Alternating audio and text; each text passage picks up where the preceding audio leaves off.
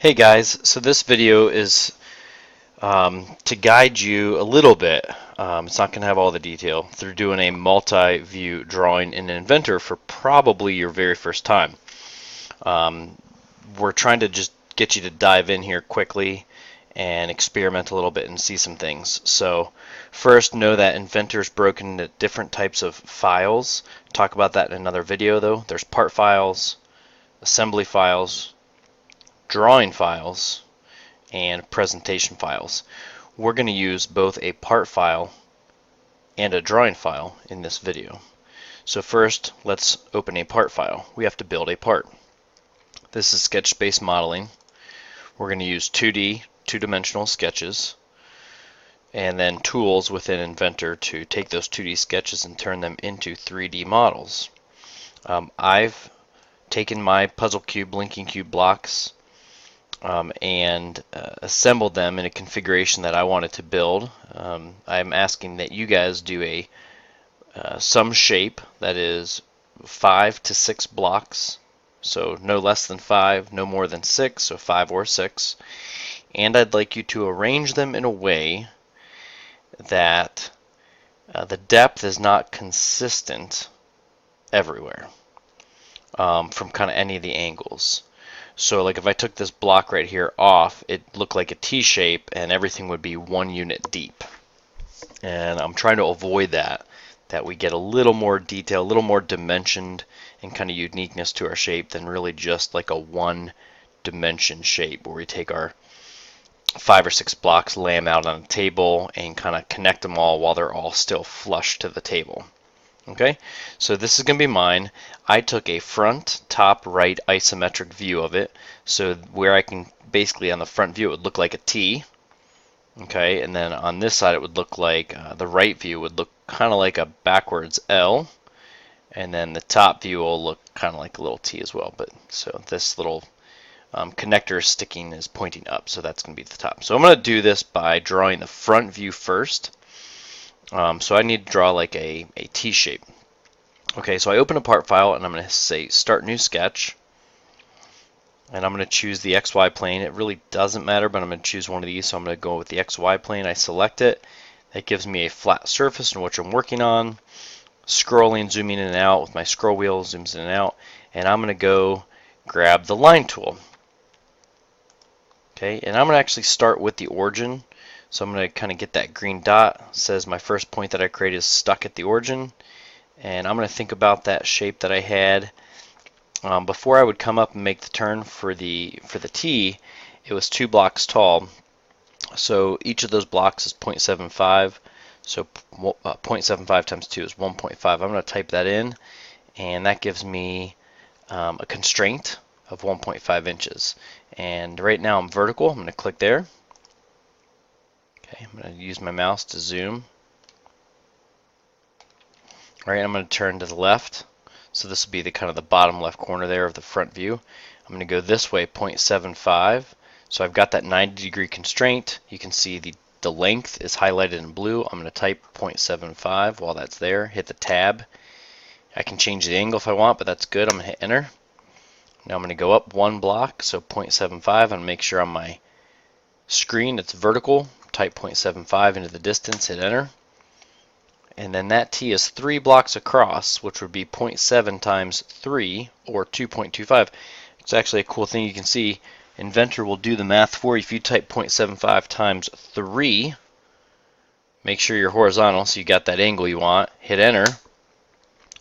There you go. 0.75 times 3 is 2.25. It did the math for me. Now I'm going to come down 1 block. It's actually lining up with that too. It makes it easy, so I can kind of get that constraint. Click there, come over. I need to get the right distance. I'm going to type 0.75, 1 block over, enter, come down, enter, and back. Okay. And my line tool is still on. I'm going to right click and say OK. I'm done with that to turn it off. And I now have a sketch. I'm going to say finish sketch. I'm going to zoom out a little bit for you. And so I just created this sketch that is the profile of my front face. And I'm going to turn that profile into a 3D model by hitting the extrude button. So extruding is just taking a profile and kind of pushing it forwards or back and creating material. I can change the direction in which it pushes that. I'm going to go backwards, and the depth is going to be one block of depth, which is 0.75. Hit OK, and there you go. And I know you can see in my model that I had this extra piece on here, so we're going to add that now. And to do that, we're going to say start a new sketch, a new 2D sketch, and I've got to choose a surface to work on. And originally the kind of the Cartesian planes, the X, the Y, the Z, those popped up the planes with X, Y, and Z axes. This time, because I've already got a solid figure here, it's just going to let me choose one of these faces.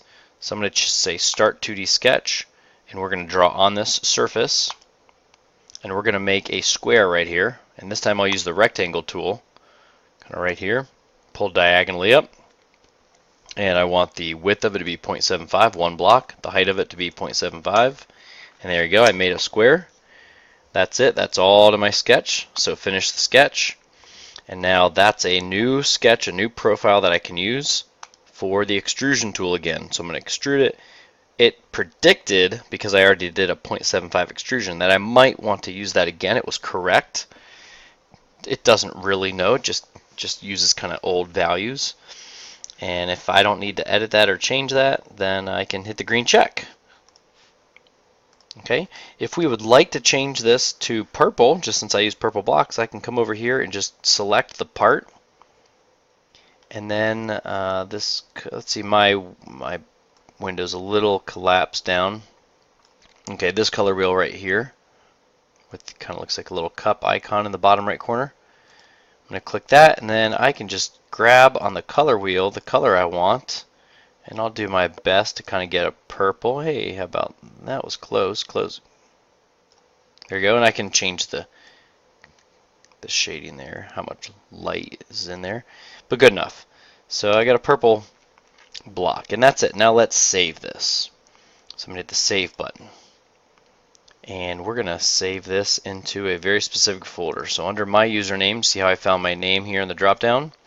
I'm going to go into my documents, and then I was showing you guys recently about creating folders. So here's the my documents folder, and then inside there I have my IED files, and then my inventor projects. I'm just drilling all the way down until I'm in the level I want.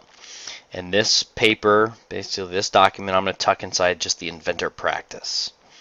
Okay, there you go. I'm in the folder. It's going to get saved here. Now here's where I get to call it something. And so this is going to be called a practice puzzle piece 1. And a good thing to do would be to add your last name to your files. And I even like doing my first initial. So like practice puzzle piece 1 underscore Orlando J is going to be the name of this document. I'm going to hit save. Okay, I could close that file by clicking that X down here. I can also leave it open. I'm going to leave it open and just open another document. Within Inventor, I can have a second document. I'll have multiple tabs down here, which I didn't. This looks like maybe I clicked on that create a new part file twice. I'm going to X out of that one. Okay. So to get a new file, I can go to File, click New. This time, I don't want a part file. I want a drawing file. And you guys won't have quite as many as I have, but you should have an Edgewood ANSI. I think it's got the 2017. We'll click on that and say Create. This is a drawing sheet with a custom title block for our class. And it's creating it right now. There you go. And it prompts you when it opens to type in some fields. The designer, yours truly, Mr. Orlando. A title will be how about a practice multi-view drawing. The date. Today happens to be 9/10/2017. And your class period. For me, all of them. Click OK, and there we go. We got a drawing sheet. Now, We want to place views onto this sheet, and I'm going to choose base. The base view is going to be our front view. And I've got to go find that file, and it's already found it. That's what it thinks we want. If it's not the file, you can click this, the little Windows Explorer icon, and then you can go looking for that file. And you might have to go back through your files and find it. Okay, and that was it, right? So because that's the file that's currently open in Inventor, I just made it. It kind of is guessing, hey, this file you were working on 2 minutes ago, this is what you want to work with, right? And it was right, but if not, you wanted to make a drawing of something you modeled weeks ago, you just got to go find that thing. Okay?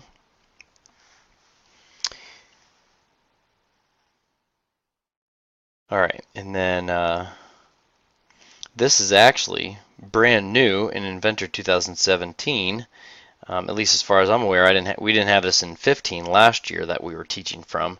I can pick the view here that I want to start with. I want the front view, and then I'm going to do the top view, and I'm going to do the right view. I'm going to go diagonally up and right, and by going diagonally up and right, I'm going to get the front top right ISO. Okay, I'm going to right click because I'm done creating views, and I'm going to say OK. And now, after it's created those, I can drag these. If I bring my mouse, I can see that dashed border. I can drag that and move it around a little bit. Kind of get them spaced out. Notice that if I move the front view, the top moves with it. If I move it side to side, it's staying aligned. And if I move the front view up and down, notice how the right view over here is staying aligned to it. Okay, that's important that we do that in our own multi-views when we do them by hand. Inventor knows to do that. All right. Notice you got some hidden lines here. Okay, to understand that underneath this top, when you're looking at this smooth surface, that under the surface, okay, under that first block, you're only 1 block deep, but under the middle block, you're actually 3 blocks deep. So there's something different under the surface between those 2 blocks, and that's where that dashed line's coming from, is for this edge right here, kind of that face on that edge. And then this face right here, kind of that plane, you know, that's a feature that would show up between the second and third block of the top here. So that's this diagonal line. All right, so there's a multi-view drawing. We can shade the isometric, but we always leave the orthographic views unshaded. Okay, to shade them, I'm going to approach the view that I want to shade, and I'm going to get that dotted line around it. And once I've got that, I'm going to right click, and I'm going to find Edit View. I bring up this dialog box. Okay, under Style, I see some choices, and the third one right here is Shaded. Click that, and then I can say OK. Go. And this is a multi-view drawing. And look at how my title block's already all filled in. So I'd like you guys to make a 5 or 6 puzzle cube shape. I would like you to make a multi-view by hand of it. Then model that single piece in Inventor. And then use it to create a drawing sheet in Inventor.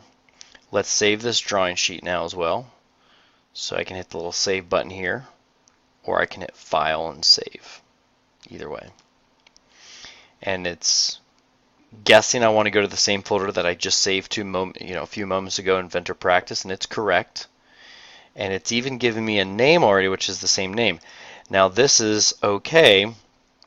It's not going to write over the other file because the other file is a different type of file. It was a Inventor part file, and this is an Inventor drawing file, and so they're 2 unique types. Windows sees that because they have different extensions. This one's going to end in, at the end of the file .idw, where the other file ended in a .ipt, pt for part, here dw for drawing, the I of course for Inventor. And so because it's got a different extension on the end, we see that they are 2 different types of files. They can have the same name. That makes it easy to know that they go together. And if I just open my Windows Explorer and kind of find those files for us, let's see, My Documents, Orlando IED files, My Inventor Projects, My Inventor Practice, and there you go. There's a snip from when I made all my folders, and here's my part file. You can see this Autodesk Inventor part file is the type of file it is, and then Practice Puzzle Piece Orlando J. This is an Autodesk Inventor drawing file. You can see I have different little icons to go with it. The little yellow box is the part files where we create parts, and that is supposed to be a little icon of a drawing sheet. If you guys are not getting the list view, or even this is called the detail view, where I can see the date it was modified, a timestamp, what type of file. If you're not getting this kind of view, you can choose that over here in your window, and you can change between a list view, icons. Those icons could be small, medium, or large. Okay. Personally, I almost always use the detail view in folders for looking at my files. You get a little icon, but it puts them all in one column, and I've got the headers that I can sort. I can sort by name, I can sort by date modified, I can sort by type. If you click any of these, it will sort out by that. It'll put all the types. If I don't have any, whereas two are the same here, but it would put all the Autodesk Inventor drawing files together in a group. All the part files together in a group. I can sort by name. Okay, so things that are named the same will group together. Or I could go by date modified, so the most recent stuff jumps to the top or bottom of my list. So I know I'm looking for something that I just worked on. I can click on that and I get a chronological order. Anyway, just little tips, but that's what I usually do. Hope that helps.